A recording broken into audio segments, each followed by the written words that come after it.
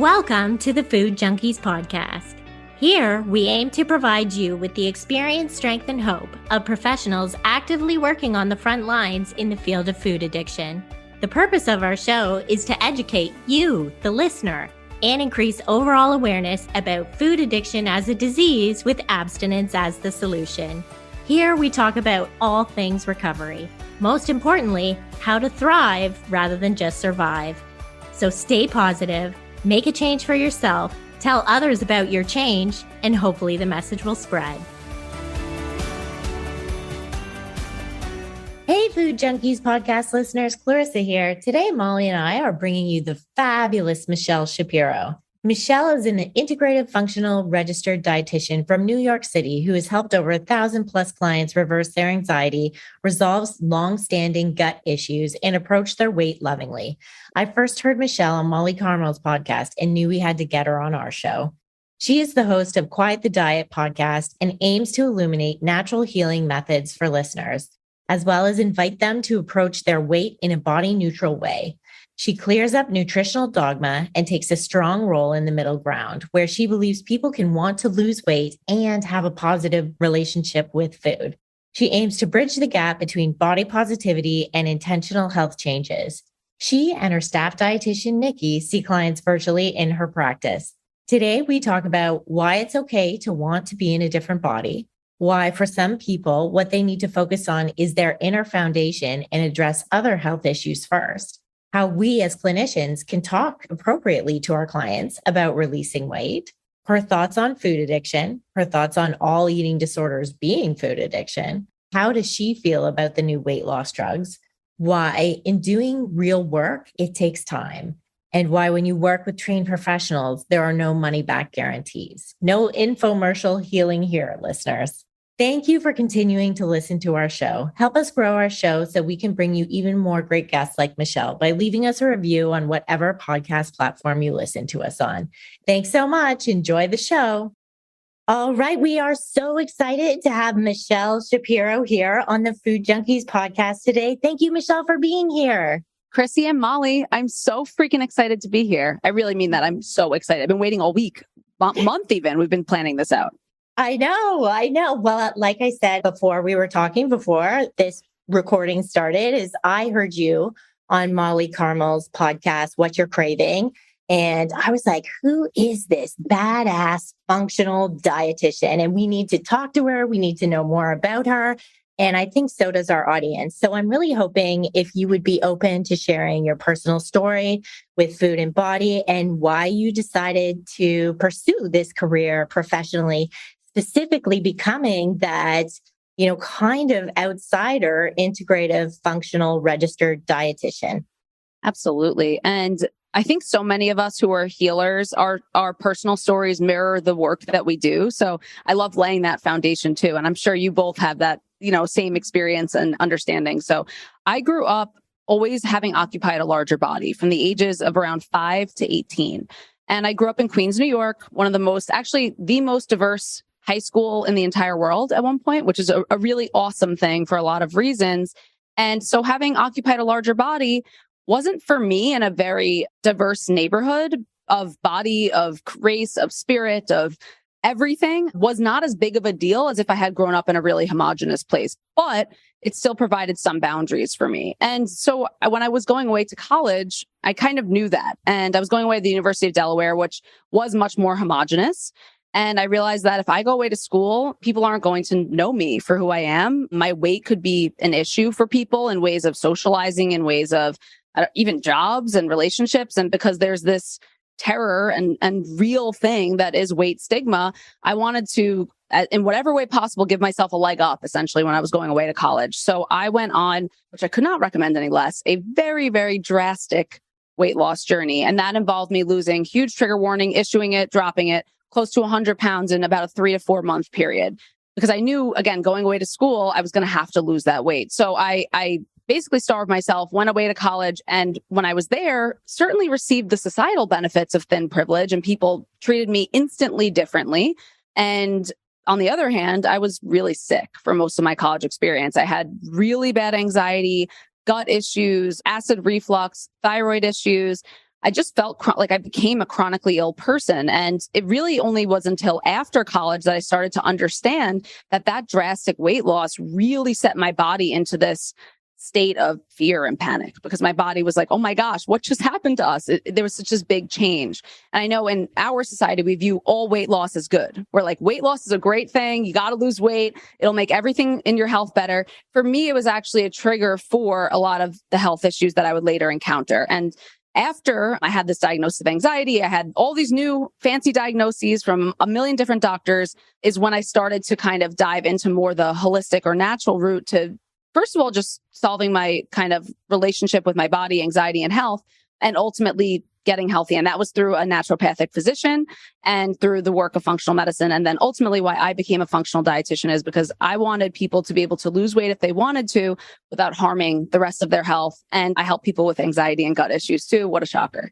Absolutely. Well, like you said, we all kind of have this personal story that really drives what it is that we're doing. And if those were things that you encountered, right, then you know that they're real and you really want to show up and let somebody else know, like, hey, I see you, I believe you, which I feel like so many of us go, right, to the doctor, to a dietitian, to a counselor or a coach even, and they don't believe us.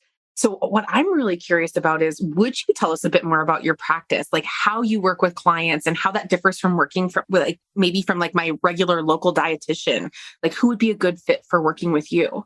Absolutely. Yeah. So I'm just going to do a quick, if you don't mind, definition of the difference between a functional dietitian or a kind of conventional dietitian, like the ones you would see. So when I think of something like let's talk about functional medicine even. You think of something like a thyroid condition. If you were to go to a conventional medicine doctor, he would give you for hypothyroidism some pig thyroid hormone. And that would be in the form of what people would assume is like levothyroxine, Synthroid, one of those medications, and saying, here, we're giving you thyroid hormone. Let me just give it to you from somewhere outside the body. A functional medicine doctor or functional dietitian would ask the question, why is your thyroid not functioning properly? So then what we would do is help the body's natural ability to produce thyroid hormone instead, get to the root and understanding of why did this happen in the first place? In functional nutrition and medicine, we don't believe that disease happens spontaneously. Of course, injury can happen spontaneously, but disease comes from a combination of a lot of different root causes. And what our goal is to find out why things are happening in the first place. And a lot of that takes into account the person's actual story of their life too. It's not only just you walk into a doctor's office and they take a snapshot and say, here's what's going on with your thyroid now. We want to know what social factors influence that, what biological factors influence that. And really kind of the deal with functional nutrition is understanding that the whole of a person makes up where they're at now. And that's how we target it. So if someone was coming to me, I would really want to know their story in a lot of ways and understand how their story influences their current health, and then put steps into place to shift their body back towards a state of health. And that could be through a lot of different means. That could be through nutritional supplements, changes in food. It could be the posture with which we eat. It could be breath work before eating. It could be anything related to really those lifestyle habits, or what I would call like a lifestyle deficiencies that have led that person into that state of dysregulation or, sickness. I love that you're speaking our language, because both Molly and I are biopsychosocial spiritual clinicians. And when it comes to addiction, we don't operate out of that disease model at all. That's that it does come from so many different factors, and that it is important to explore those factors and work on healing those factors. So then the symptoms of addiction, start to be less intense for that person. Can you tell us why it might be important for people to quiet the diet and quit pursuing weight loss as their primary goal instead focus on their inner foundation and address some of the other health issues first? How does someone do this groundwork? Yeah, that's a really good question. So the first piece of the question, because now you've given me 14 different directions I can go in, Chrissy. That's the problem. Is there's so many what we do. I'm like, oh my gosh, that's a juicy one.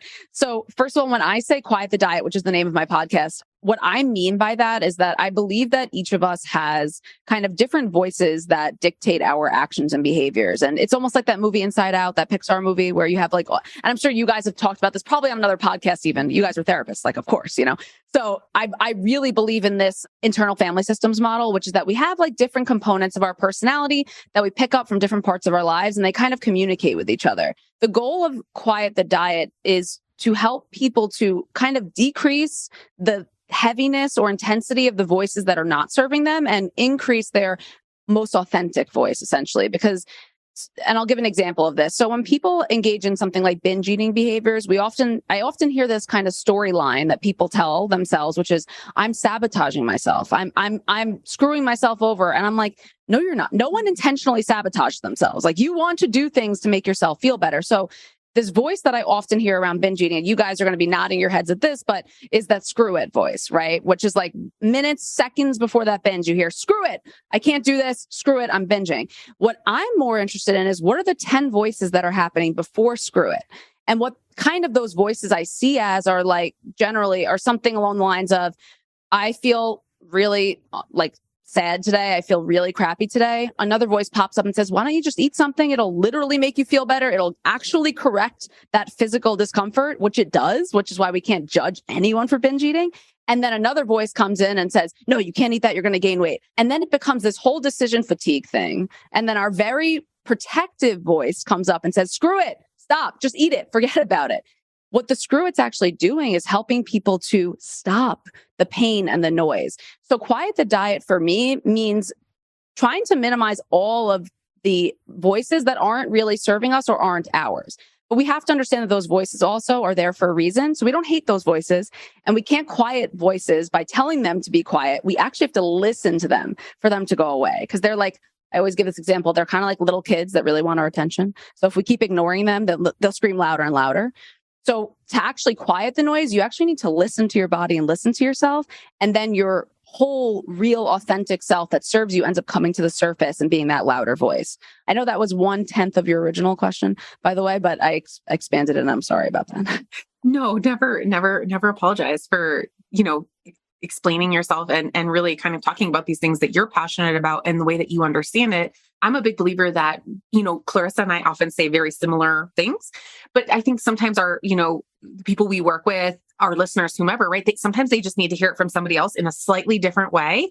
And it can mean the world of difference, right? So when we talk about, instead of focusing on then like that weight loss piece and really looking at the root of these things and quieting these voices, can you kind of talk about how you start to do that work? Like, how do I start to listen to these voices? How do I determine, oh, this is the voice that I've called the voice of sabotage, but really maybe it's a protector? Or can you kind of talk a bit about like how you work with your clients to do that work?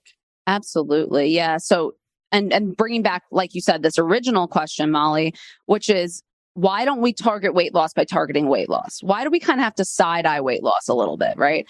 And one of the reasons is that weight loss is a very threatening act in a lot of ways. You're telling your body verbally, I'm going to be intentionally starving you now.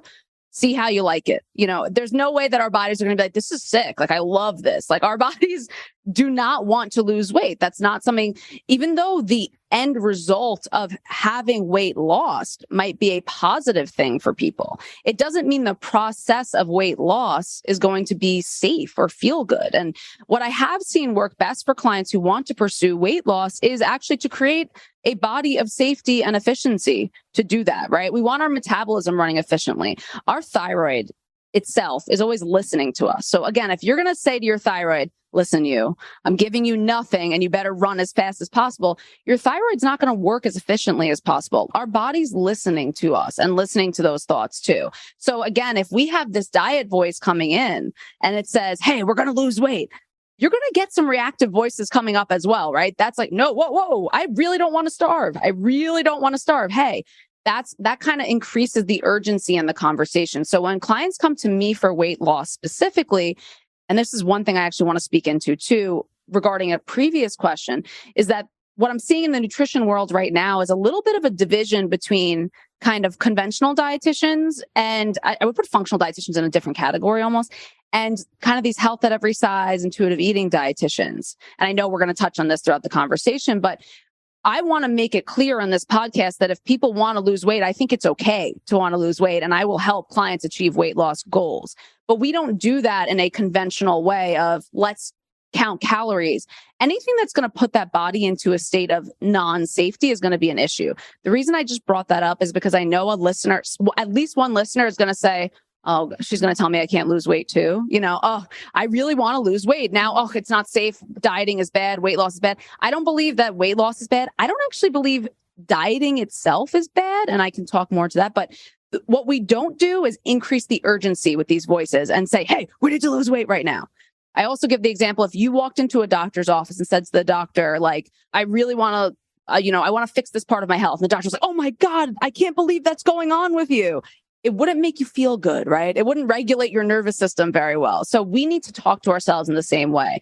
And how I kind of have clients first start to change the conversation is, let's address the urgency. Let's notice what it feels like from a somatic level inside of our bodies when we talk about weight loss. So in those sessions with clients, I'm going to be first, I'm like a little detective. I'm noticing every inch of even, what their body is telling me in those conversations. Are they pulling back when we talk about carbs? Are they pushing forward when we're learning about something new? So really listening to what our bodies are telling us and feeling what our bodies are telling us when we approach these conversations. And then I would just say, just listen to all the voices to start with. I have my clients literally take a piece of paper and divide it into 5 parts and write down when each voice comes up. And we really get to know these voices too. So I would say the first step in, do I want to lose weight, is just listening, reflecting, and feeling what the conversation around weight loss feels like inside of your body. Does it make your chest tighten? Does it make your stomach tighten? What does that look like for you? That's a really great question. I was recently on Instagram and I saw somebody else had posted something to the effect of like, what shifts for you when you talk about weight loss as a preference versus this like cultural, societal, right? Like whether it be a medical professional saying you need to lose weight for this medical procedure to happen or for your health, quote unquote health. Or is it, and instead of listening to the noise around you, like you were saying, like this homogenous culture, wherever it is that you're living, is it like the societal pressure? Or if you stood up and said, like, it's my preference to be in a smaller body or to lose weight, right? Like, however, does something shift? Like, does that even land for you anymore? And if so, how would that approach be different? And I think you're really asking that same question in a really, really neat way. I think so too. And Molly, even when you just said that, I felt my own body shifting. When you said, right, Christy's putting the hand over the heart. Exactly. Like even just thinking about how other people interact with us. And I think also if a doctor says that to you, you need to lose weight. I almost want you to picture like there's a little you in your head that has a megaphone and is screaming that at you all day long. How would that influence how you physically feel, right? That would really impact my health. And that's what's happening is we're having those conversations. What my concern is around weight loss kind of on a nutritional landscape and in the therapy world for sure is that there's kind of this new voice that's come up for people and it's you shouldn't want to lose weight because that's going to give you an eating disorder and that's going to make you feel bad. And that is still not an authentic voice to the person, right? And so what I hear this new thing that's happening in the past 2 to 3 years, really in the last year, is people coming to me and saying, I know I shouldn't want to lose weight. I go, who says who? Who said that to you? That's not you. And you can see even, again, I loved it, Molly, when you said it, the voice changes. You can hear, is it coming from outside or inside, those voices? Exactly. And that's one of our questions for you is, is it okay to want a different body, especially when we know these consequences, not only of occupying a larger body, but then like you were saying, almost like the haze people, or even like some of the stronger voices in the eating disorder world that are like anti-diet and you shouldn't want to lose weight. And there's no research that even shows, being at a heavier weight is unhealthy. Like there are risk factors, but what is the actual risk, right? So there's a lot of noise. Like it feels shaming from like all of these sides and it can be really hard to weed through the noise. Can you kind of talk us through that? Like what can we do? Yeah. And I'll lay the landscape for us even thicker too, which is that there has been extremely real weight stigma that is dangerous to people's health. And it is absolutely like, the only word it's real, right? This is not a made up thing. This is a very real thing that has happened. people have less likelihood of getting jobs. People have less likelihood of having joy in areas of life, not because of the actual weight, but because of the stigma around the weight, right? And as a result of that, there's been a real emotional and what I would call like almost a knee-jerk reaction from a bunch of really empathetic and amazing people who said, this is horrible. And what that's kind of happened is I think it's been too strong of a reaction. Some coming from an emotional state where now we're starting to question science that's pretty clear in my head around not even weight necessarily, but pursuing health goals specifically and health overall. You still have to be able to do that just because chronic illness rates in all areas are going up. Take weight out of the puzzle. We're really sick right now. Our life expectancy in the United States is lower than any like similar comparable nation. It's a really big deal and it's really happening. But again, focusing on weight isn't necessarily going to help people do that either. So I think there's always a middle ground, right? We have to find what the middle ground is and we have to listen to, accept, but also challenge when something doesn't, I'm going to say the same thing, sit right with us.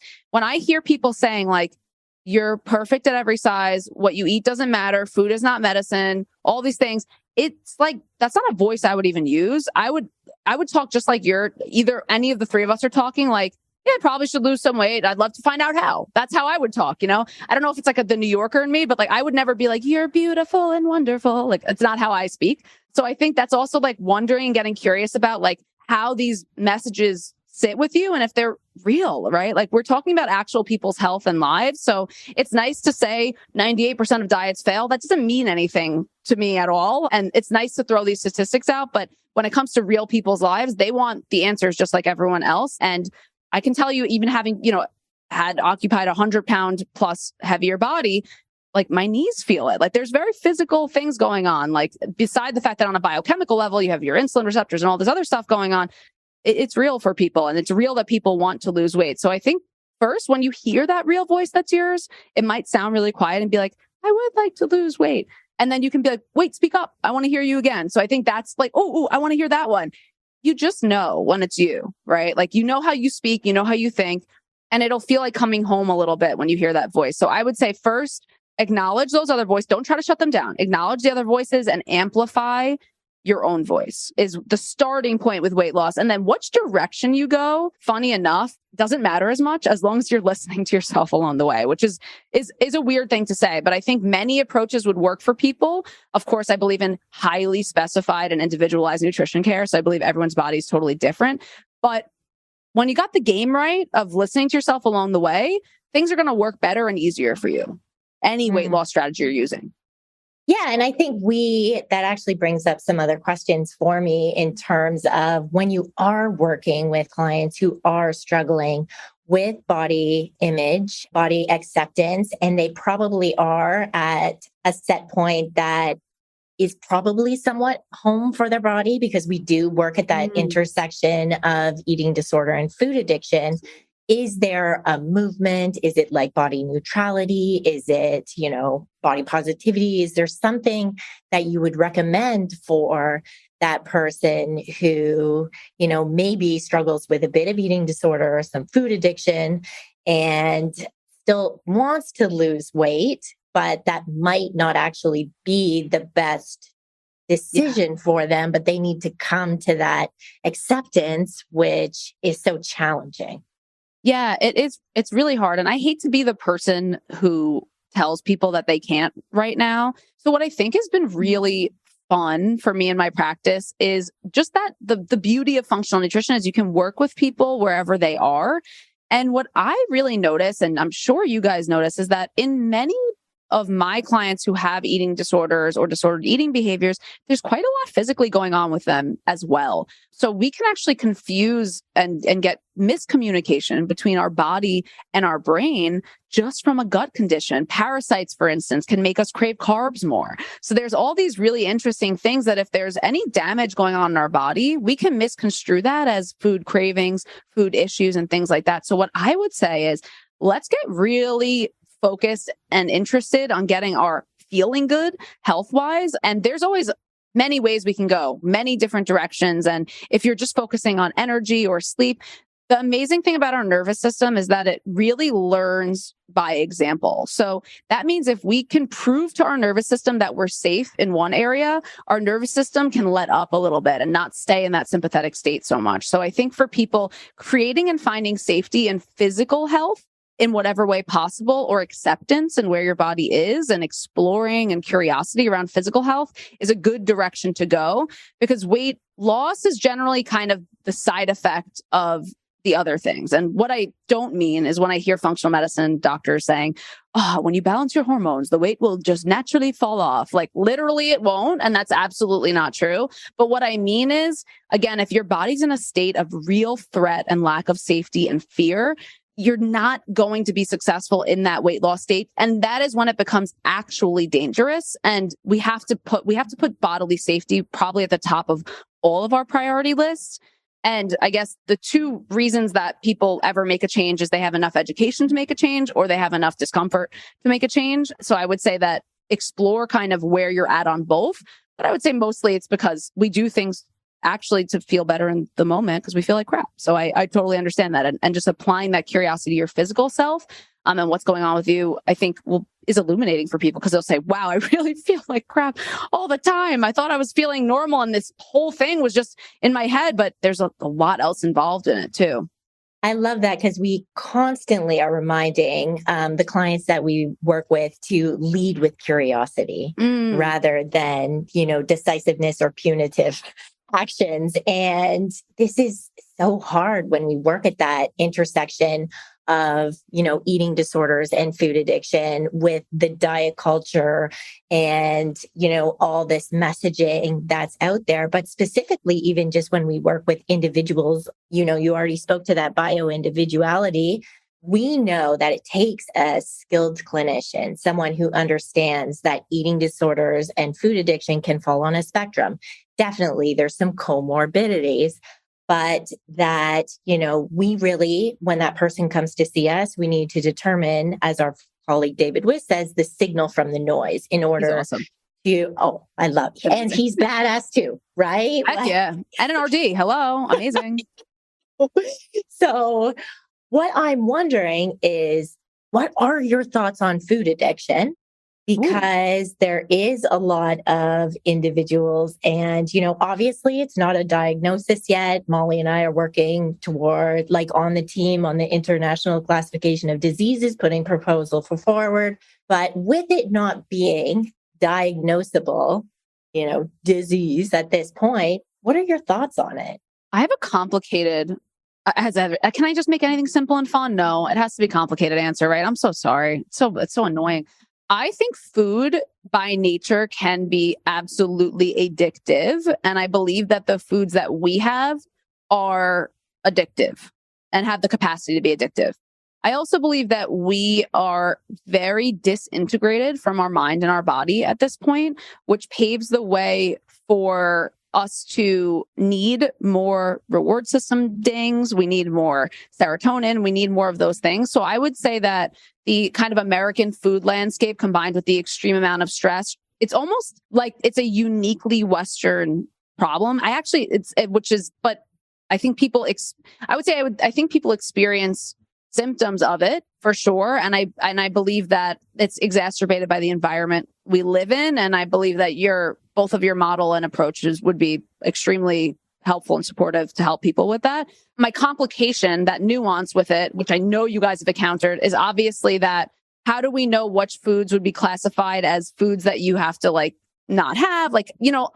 OA and the kind of gray sheet model for me was always a little bit complicated because it can't take into that bio individuality again. So while one food might be particularly addictive for some people, there's some foods that are addictive for all. Some it might not be for others. So I think that it's, again, just this individuality piece, but certainly food has addictive properties, and certainly we're in a place where we're very vulnerable to addiction. So yes, I believe in that way. It certainly exists at the bare minimum. Yeah, for sure. Hey, Food Junkie listeners. Have you read the book Food Junkies Recovery from Food Addiction yet? It all starts there. This is the book with the basic theory and clinical knowledge of food addiction. Read this book first to get the basics. Our Food Junkies podcast jumps off from the book and is the ongoing breathing version ever growing and ever expanding. Our podcast introduces you to all the issues of food addiction and the who's who of food addiction today. And if we at the Food Junkies podcast have inspired you to action, either to quit sugar or some other triggering foods or behavior, and you need some extra support, then please join the free Facebook group, I'm Sweet Enough, Sugar Free for Life. There you will find a community of people who come from all parts of the spectrum, from the new and just starting out, to the long-timers who call themselves food addicts in recovery, to counselors ready to give back and help you. The Facebook group even offers free support Zoom groups. Basically, it's a great online living resource of food addiction to help you stay sugar-free for life. So please join us. Yeah, and I think you just nailed it, because we certainly don't feel that any universal food plan anyone would ever try to do would be just harming people rather than helping people. Yeah.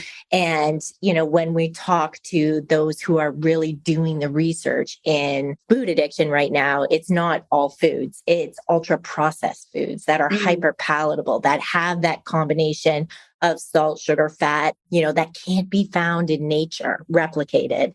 And really it has drug-like effects. That's exactly. That's the issue. Exactly. It's attaching to the opioid receptors. We have huge issues with it. I also want to say this is so fascinating, because I recently on my podcast had an Ayurvedic medical doctor on, and she's so cool because she's actually both a medical doctor and she practices Ayurveda and is certified in Ayurveda, but she only really practices that. But we were talking about intuitive eating and talking about this idea that all foods fit, which is kind of a more like extremist version of intuitive eating, which we know intuitive eating has incredible merit and is not, oh, you can eat whatever you want. That's not intuitive eating at all. But this idea that all foods fit, which is something I see all the time, I was trying to rectify all foods fit through an Eastern lens, and it just doesn't work, because she's like, no, there's laws of nature and there's laws of food, and she doesn't consider the foods that we find in America that are hyperpalatable to be food in the first place. So she's like, how could it fit? It doesn't fit because it's a food-like commodity, and it was just a very interesting thing that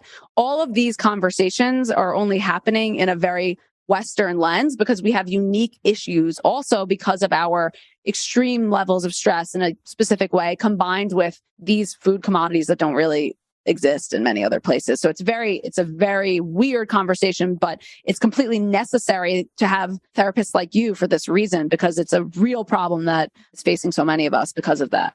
I just got all excited and I started to wonder, what are your thoughts on how these different camps of, diets become, like the carnivores versus the vegans and, the vegetarians, and why is it so heightened and so angry and so non-accepting of all things? I just don't understand why that exists. This is an amazing question. And what I think about this all the time. I was vegan for over 10 years. By the way, that was part of my eating disorder, was how do I tell people that I'm not eating? Oh, I can't eat anything here, I'm vegan. So I am also the type of person who's very if I'm going to do something, I'm going to do it to a point where it makes me sick, just because I'm going to prove to myself I can do it really hard. So that I was just vegan for over 10 years for that reason. There's an identity piece of it for people. So they feel like they're part of a community, and then it becomes a protective part of a community. I would also say that in many of these communities, there's nutrient deficiencies that can lead to decision-making and rage issues. That would be part of, maybe the problem. And I'm joking when I say that, but kind of not. But there's behind all of these things, there's huge political agenda. There's huge lobbying. There's huge things. You got PETA, you got these different groups. And then when it comes to something and when I'm speaking really about veganism or diet companies, when it comes to something like carnivore, and this is really interesting, if I'm a functional dietitian, I can tell you there are certain clients of mine who could benefit from a carnivore diet for a short period of time. Okay.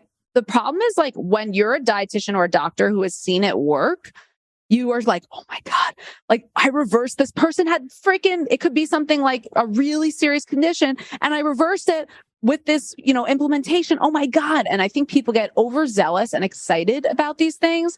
And then it turns into something totally different. And it's really funny because in season 2, I have a podcast episode coming out with one of the early kind of promoters of the paleo diet. They were hardcore, and neither of them really eat paleo anymore. And they were it's 15 years later. And it's it's still trickled down where now you have like gym bros who are like, you got to eat paleo. I'm like, guys, the people who wrote the book don't even do this anymore. You're like, you're proponents of something. It's the identity aspect.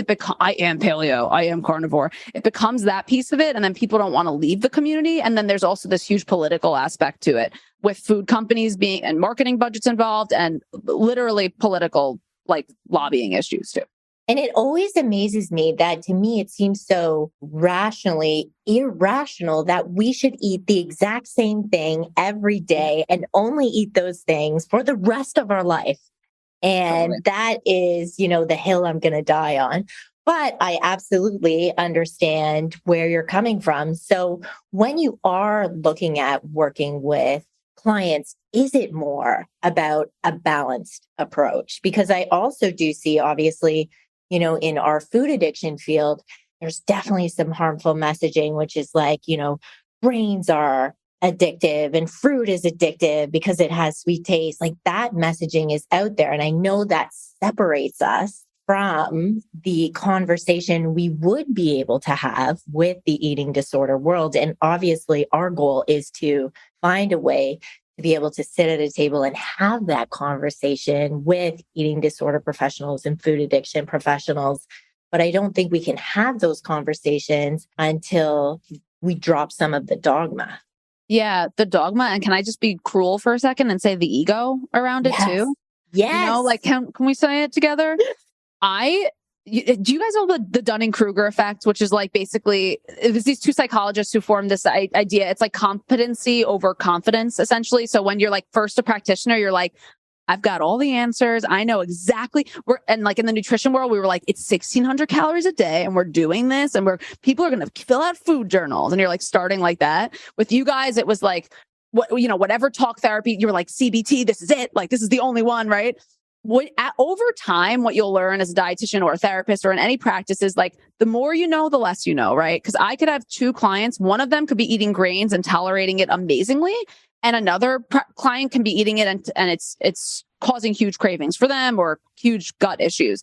It is so individualized. And I have to say, generally, when people are so gung-ho about one approach, I just don't think that they have the experience or that they're listening. And I really have to say that because I truly believe there are times and again, like, as you can tell, I'm not a huge proponent of a vegan diet because I do believe it's very challenging to get all the nutrients necessary in a vegan diet. But there are times when my clients could be like, from an Ayurvedic Eastern perspective, overheating or something. And I'm like, ooh, we need some cooling veggies for the next couple of days.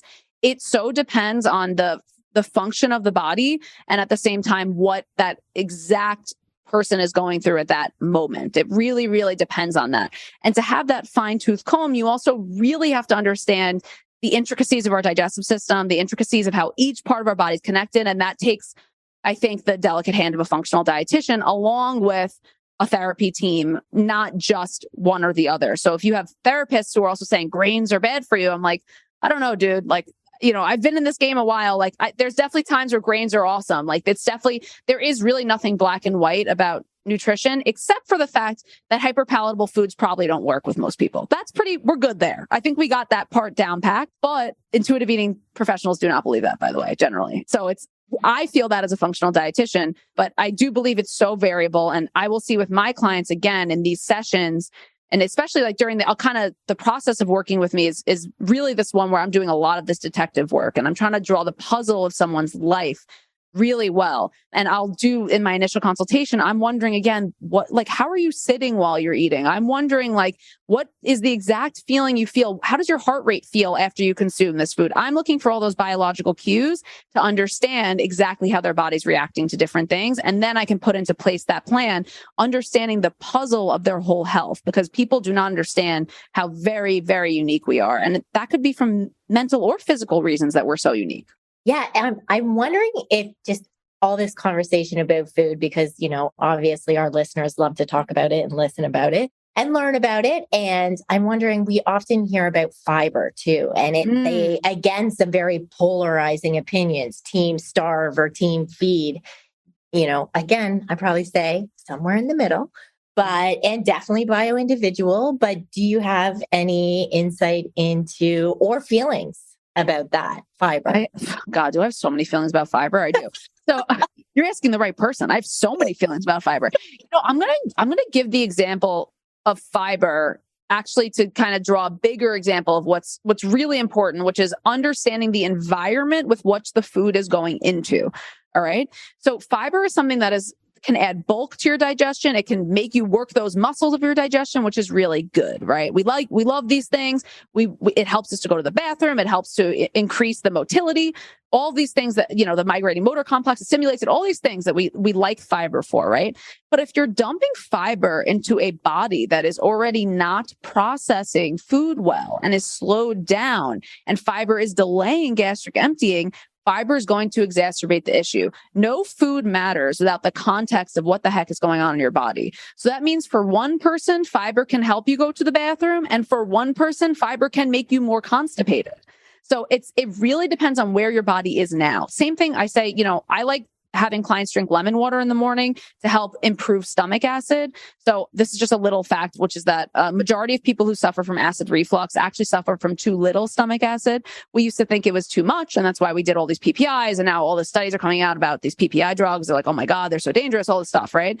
So when a client, but functional medicine doctors will say, here, I'll give you more acid then. You take acid pills, literally, when you have acid reflux. That's what functional medicine doctors will do. But if someone's already has acid reflux, you can't just give them more acid. It's like throwing fuel on a fire that's already burning, right? So there's this it's all about timing and environment. That's what's so important. So there is literally a place where fiber can cure constipation, or it can absolutely increase constipation. And you have to know where your body's at. That also takes some testing, honestly, Chrissy. Like, you just have to kind of play with your body a little bit and see, like, how are we doing with this? Well, that didn't work that well.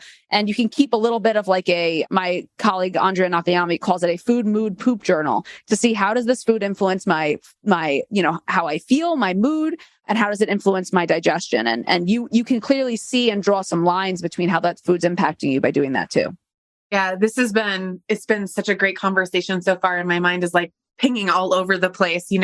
I'm thinking about, like, there's the meme out there that says, like, like anytime I try to go for a run because I'm like trying to lose weight, my like European genetics kick in and say, like, don't worry, we'll keep you safe, until whoever stops chasing you, right? So then the body hangs on to weight. And thinking about the clients that we have that do maybe fall into the anorexia with bulimia, or bulimia, place where maybe they're doing exercise, there's some exercise addiction and they continue to gain weight. And meanwhile, you're trying to say, like, this may be like information that your body is trying to put weight on for a very good reason, all of those things. And then also thinking about, you saying like these stressors, like there's something so unique about Western culture where, we do have these issues with, whether it be addiction in general, these different stressors, the hyperpalatable foods, whatever it might be, that doesn't exist maybe in some other cultures. And so then I think about, there was this gentleman, his name is Michael Eastern. He wrote a book called The Comfort Crisis. And he talks about like how so much of, it's a wonderful, awesome. Yes, awesome. So much of what we do, like we create so much of what we're going through, and how does that then contribute? So thinking about, how do we take in a like inventory of what it is that's happening in our daily lives, or even just, like we think about these circles around us, like in our life, in our home, and then like at our work, with our friends, whatever it might be. And how do we bring our central nervous system back into like a more parasympathetic state so we can rest and digest and all of these things? It's just, again, I'm pinging all over the place. And I was thinking too, when you were saying like, it's such a 180-degree difference with so many of these, like everybody's saying the same things with such rigidity, that as a mental health professional, literally as a licensed mental health counselor, I get so worried for these professionals, and maybe not even like for the professionals themselves, because they seem to be living like their best lives, which is fine.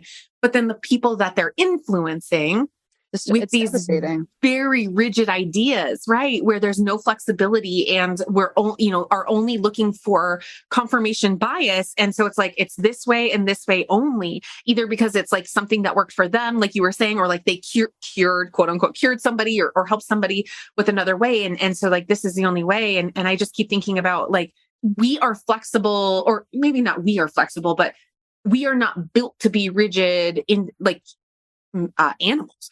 Right. Like we have decision fatigue, we have palate fatigue, like we have all of these kind of like internal things built into us so that we would move on from one place to go find food in another place, so that we would get like this array of nutrition and minerals and vitamins into our bodies. And yeah, so it's just been an amazing conversation. I love so much where this is going. We definitely, and this is where I would love to hear your opinion. We definitely have, colleagues in the food addiction world who believe that all eating disorders and disordered eating is food addiction.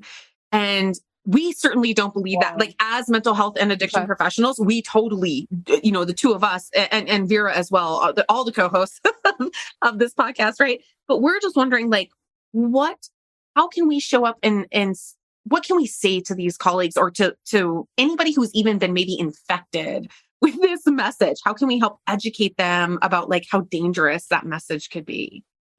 Oh God, now you've given me like 45,000 thoughts too. Okay, Molly. Yes. I freaking love everything you said. I think the first thing we have to talk about too is the danger of divisiveness and the danger to the only person I care about, which is the people consuming the information. Right. The reason you want to educate practitioners is for the people listening to this podcast. It's not for the sake of the practitioners, like you said, living their best lives in Cabo or they're on vacation, living their best lives, spreading whatever messages. It's for me, the divisiveness is extremely dangerous and extremely scary. And I think just speaking into the nutritional world to start with, first, people I think, really don't know what the heck to do in the conventional nutrition world because people are having these huge gut issues, these huge addiction issues, and we're kind of in the Wild West a little bit. I don't want the client or listener to feel nervous about that. But I think for some practitioners, if you don't have the tools for healing, which is the goal that all three of us have, and I'm sure Vera has too, you can feel really isolated, and that can kind of make people double down. I don't believe that the exclusively having the tools of what I learned in my RD degree would be sufficient for me to help people heal on a functional level. So that would have left me feeling really scared. And that would have left me feeling like, I just invested like $200,000 in this education. Like, where's that going? So I think that therapists might feel that way too, because the growth of not only physical conditions, but mental health conditions is so rapid. And I think people are sometimes just doubling down on what they've learned because they want to help and they don't know or believe that healing is possible. And the important thing about that Western Eastern model is that our kind of Western medical model believes that anxiety or depression are diagnoses. I would view them as symptoms of something that's going on. So if you are within that Western way of thinking, you're probably stuck within a smaller set of tools. When you can look at the intersection of, like you said, someone's spirit and mind and body and physicality and pull those things together, the tools become huge and expansive. Like there's a million tools I can use with clients when you can access also 10,000 years of traditional, ancient healing modalities. Like we have loads to learn. And I certainly feel like I have so much even more to learn. But I think the problem is that we're within this model that the body is broken and cannot be fixed, right? And there's this idea that it's almost like when I got diagnosed with anxiety, they were like, oh, now that's on your medical record forever. You have panic disorder. And I was like, it just came up one day and then just stays with you. Like there's nothing else to it. So I think that the issue is that people are viewing this as you have a diagnosis, you are a diagnosis, and you are broken. I mean, if you want my sassy answer, Molly, of what I would say to someone, I would say, how is that working for your clients? Is that working for you? Because I can't see a world in which people are slapping diagnoses on people as being healing modalities when you're not applying that curiosity. So I would say in my most sassy way, like, is that working for you? Like, is it helping your clients? Because there's no therapeutic practice, especially you as licensed mental health care professionals, that applying curiosity and compassion does not take you in an individualized way. Curiosity always takes you on a very intersectional and individualized journey. So that would be my answer. Also, I just would say, I would arm clients with saying, when you hear this is the way, that's like sales marketing one-on-one kind of messaging. I never say there's nothing in my messaging that's like, I will heal your gut. Like, I'm like, we will sit in an emotional conversation and I will stay in that space with you and we will find something about your past that's important.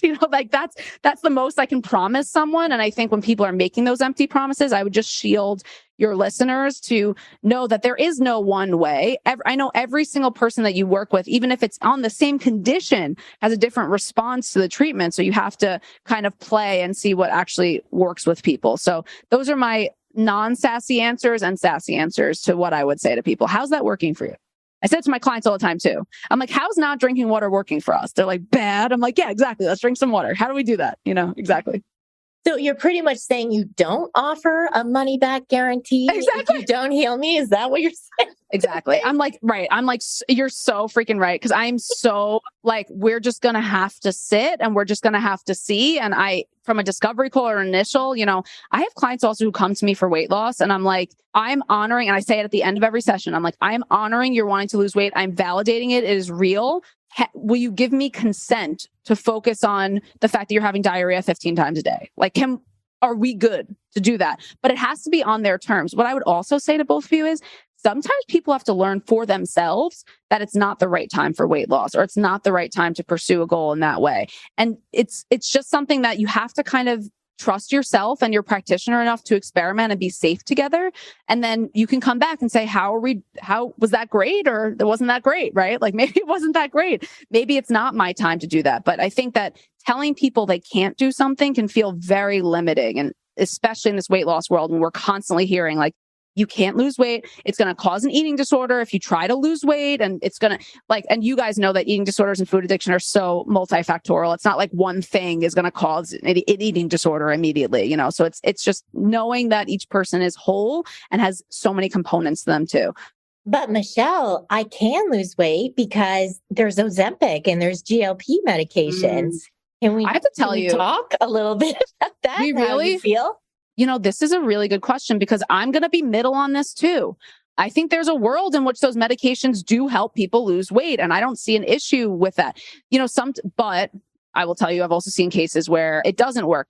So I think the Hayes approach to Ozempic would be something like, you don't need to lose weight in the first place, first of all. Second of all, you're doing something that's drastic to your body to alter it. I think a functional dietitian would be like, cool, or a functional medicine doctor, not dietitian. We wouldn't say that, but we'd be like, cool, you're losing weight and doing it. That's great. That's the thing you want to do. I'm somewhere in the middle where it's like, is it a tool in the toolbox? Do we want to look at that? Is insulin resistance a mega issue for chronic illness for people? Yes. Inflammation's at the root of many of the chronic illnesses we see. Elevated insulin is a major root cause of inflammation for people. It's a problem. But I have to say this. People come to me when they not only want to lose weight, but when they're chronically ill. So I have people who are really chronically ill.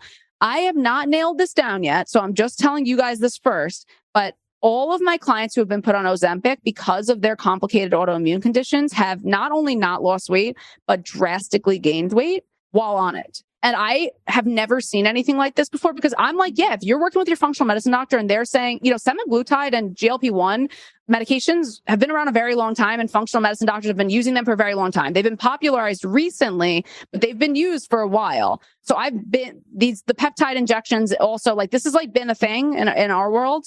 But after seeing it could have been maybe 8 of my clients had the same exact reaction to it.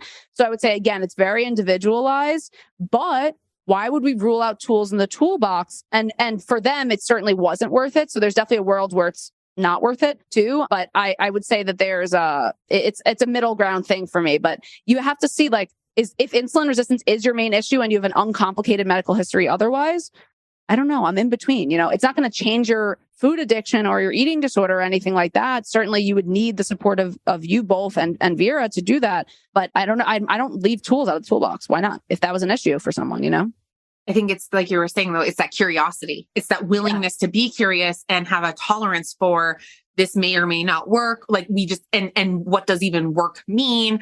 Right. And exploring it a bit further instead of fear mongering of don't take this medication. It's got all of these terrible side effects and blah, blah, blah, whatever. Yeah, it's so weird to me. Yeah. It's super interesting. Yeah, absolutely. Go ahead. Molly, can I say, the one thing I want to add is sometimes I feel like people are just pulling stuff out of there. You know what? Because I'm now I'm seeing if you take these medications, you could be sacrificing a diabetic not getting them. I'm there's 1 million diabetes medications. And also if a drug company wants to do a supply and demand thing to force their price up, that's like a drug company. Like, don't worry about the drug companies being able to produce something. And there's many other diabetic drugs that are available. The supply and demand thing's not real. Like, they're creating the supply and demand thing. Like, and so it's like, I almost feel like that was the weirdest argument I've seen for not taking it for people. And I'm just like, why should anyone feel shame about taking a medication that could help them? Like, we're in a food landscape that is unheard of. Our rates of chronic illness are unheard of. We might need what we would call in like functional nutrition, sometimes like a sledgehammer approach. Like, sometimes you have to do something drastic because our level of illness is very drastic in this country. So it's like, many of us are not even going to the bathroom once a day. Like, if you were in many Eastern countries, they'd be like, you are sick. Like, this is like, you are like really sick. The level of illness we accept here is very high. So sometimes we need drastic measures, and medication is very forceful, but there's a place for it. Like, I'm integrative. I believe in Eastern and Western approaches. And like, it's just such a weird argument to me that people are like, you're taking it away. Like, I don't know. Did you see that on social media? I found that argument to be the weirdest argument of all. Yeah, I agree 100%. And I too sit in, the middle is where maybe I've been working with somebody for 2 years and we just haven't seen those improvements or any weight release. Why would this not be a tool? I've also seen it where, they've been on the medication for an extended amount of time and nothing has happened. And of course, the whole idea around like, oh, this medication is never going to reach a point where there's going to be tolerance. We just know in the history of all medications, every medication has tolerance. Exactly. So I don't understand that aspect of it. But if it is improving someone's life, why is that not a good thing? I don't get it. Yeah, I don't get it. And why would you shame someone for doing something? Like, I think to understand the pain of living in a larger body that's chronically sick it's like, you're talking about real human beings. We're not talking about like a study about Ozempic. You're talking about actual human beings who are having an altered life experience because of some level of illness. And I'm not saying that obesity is driving every illness. I'm not a believer in that. Again, middle ground on that too. But why would we take any tool away that we possibly have? And we might need new tools. We might always need new tools because I don't see the food system changing anytime soon. And I don't see pharmaceutical companies changing anytime soon either. I have one last question, and it is mindful eating. It's such an important tool for all of our clients, but in this world that we live in, it's full of noise. It's like, I don't have enough time to sit down and eat with my food. We know we can't tune in to our hunger and fullness signals unless we spend that time with our food, that interoceptive awareness. How do you work with clients to, work towards being able to prioritize that in their lives and help them understand that our hunger and fullness cues really can lead to a better relationship with food if we allow that to happen? I love that. Yeah. So I had an episode on binge eating with a somatic eating counselor named Stephanie Marifox, and she had a quote and she said, somatic eating is the step before intuitive eating. So the reason for that, when I say somatic eating, it means, right, somatic, your audience definitely knows, but of the body, right? Something related to the physicality of eating. And what most people don't realize is that what drives them to binge eat or drives them to overeat is, again, these voices is one piece, or nervous system dysregulation. Nothing is more unpleasant than sitting in the discomfort of nervous system dysregulation. So it's funny, this is why many people say, I'm a bad meditator and I hate meditating. The goal, and again, this is within your guys' realm, so I'm sure you've talked about this already, but the goal of meditation is not to quiet our thoughts. It's to allow and tolerate what comes up, right? That's the goal of it. The only way out is through, we say, right? So when it comes to binge eating or trying to reduce our kind of impulse eating versus conscious or mindful eating, as you would say, I think the first step is tapping into your body, but that's really, really, really uncomfortable for many people. So you don't have to stay there for too long. So I would say just like even looking at your food and connecting your food to your body. What does my body feel like? How did this food that's in front of my face get here? Like, what farmer in what country made this food? Like, how did this food, like this exact food that creates life force that is going to literally keep me alive, how did this exact piece of food make it here in this spiritual, divine way? Like it, and food has traveled very far away to get to us now too, which is, it's just unbelievable that we could end up with it. I think that's something to just get really excited about for people. and then tap into my body. How's my digestion feeling? When you're doing that tap in, how's my heart feeling? How are my shoulders feeling? If it feels overwhelming, you can actually leave and just shake it out. I would say just, oof, that was a lot. That was a lot. I think the mistake a lot of us make with mindful eating is it becomes a very torturous experience because we're living in that nervous system. We're in that sympathetic nervous system state. We're overstimulated. We're already uncomfortable. And then we force ourselves to stay there. Don't force yourself to stay there. Sit there for a second, say, I hated that. Get up, shake it out, switch kind of your field of vision legitimately, and then come back to it when you can. But know that every time you do sit in the discomfort of it and you listen to what your body asks you to do, you just taught your nervous system a new trick. And you taught your nervous system that food time is an important time to calm down. And our body actually can't properly digest food in that sympathetic nervous system state. We call it like the kind of wired and tired kind of state when it's overwhelmingly abundant. And then our parasympathetic state is our rest and digest state. So we can't actually digest food well. How we would get there would be to tap in with ourselves, do a little breathing, do these mindful eating tactics. But again, this is the missing piece for many people is if it gets overwhelming, step out of it. You did your job. That's it. Oh, now your body's asking you to do something else. Tap in as much as you can. And if it's too much, leave. Shake it out. I literally just have my clients shake your right arm 5 times, your left arm 5 times, your left leg 5 times, and your right leg 5 times. And say, okay, I did that. And make then eating a really exciting experience by exploring and being curious about the food that's in front of you and what this food's going to do when it goes inside of you, which just give you literal life. Crazy. Just gives us life. Such a great answer. And I think, the people who work with us individually and in groups hear very similar messaging from us, but it's really great for the listeners of the wider podcast to get to hear that too. So Clarissa lied a little bit. We have one last question before we let you go. It's our signature question, right? I know it's our signature question. So if you could tell a younger version of yourself something about food and body, what would that be? I was thinking about this all morning and now I have new answers. Oh my gosh. I would just and I would implore anyone else to do this too. Just say this is so corny, but I would just be like, love is the answer. I would just be like, the more that you put love out and put love in, then the kind of answers to what you need food wise, the answers to what you need health wise become just really obvious because I don't actually think many of us suffer from an education deficiency. I think most of us suffer from self-trust deficiencies and disintegration of our mind and body. So I would say I'm thinking of the John Lennon song, but I feel like love is, I'm a huge Beatles fan. My foot actually says love is all you need. But my sister's foot says all you need is love. We got tattoos together on our 18th, 21st birthdays. So cute, right? I know, so cute. I love her. She's my best friend. But I think that is the closer you get to being compassionate with yourself and others, the closer you're going to get to a lot of the food and health answers that you need. Oh, I love that answer. And I would agree with you. It's not an education or information problem. I think we have a lot of settle with too much of that, right? Exactly. So where can our listeners find you? And what are you working on right now? Other than the podcast. The podcast. Yes. Please listen to Quiet the Diet podcast. It was such a joy making it. And really the goal of that podcast is also to quiet a lot of these myths that we hear around dieting, both from the anti-diet culture side and the diet culture side, both sides of it, and also bring in some really healing functional nutrition information for people too. I have a private practice where I work one-on-one with clients.